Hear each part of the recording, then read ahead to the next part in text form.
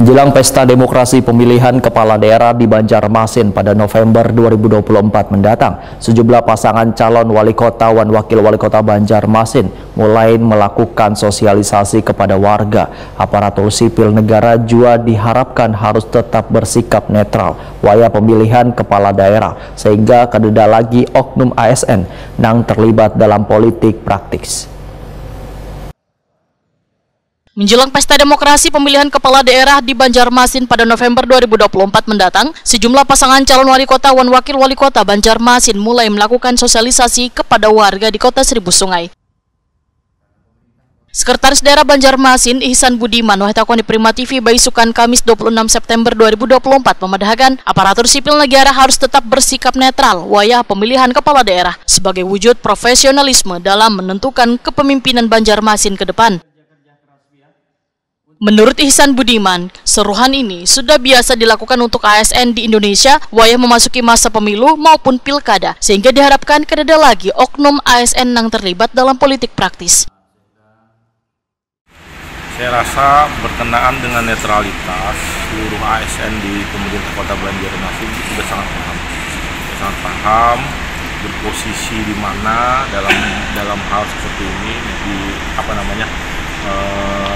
pemaknaan netralitas itu sendiri sudah mereka sangat paham karena sudah beberapa kali proses baik itu pilkada maupun pileg itu sudah sangat dipahami oleh para ASN di kita, sehingga saya pikir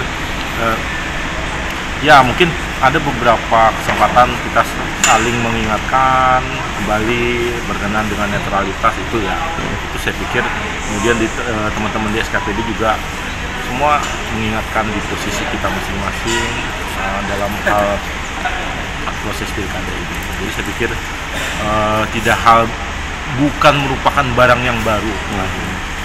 Ya mengenai sosial media kan itu sudah sering disampaikan bahwa pertama kita tidak boleh like, kemudian kita tidak boleh aktif secara langsung, segala macam itu sudah sangat dipahami oleh kawan. Yang kemarin di pileg itu sama, normanya juga yang dipakai yang di pilkada ya juga seperti itu, sehingga kawan-kawan sudah paham beberapa gerakan juga foto bareng dan segala macam itu sudah bisa dipahami oleh kawan-kawan ASN.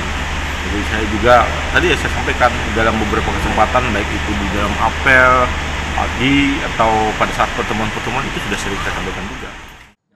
Ihsan Budiman menyatakan akan selalu melakukan pengawasan pada ASN di lingkungan pemerintah kota hingga pencoblosan nanti. Jika dianggap ada yang melanggar kedisiplinan ASN, maka akan diberikan sanksi sesuai dengan aturan kepegawaian.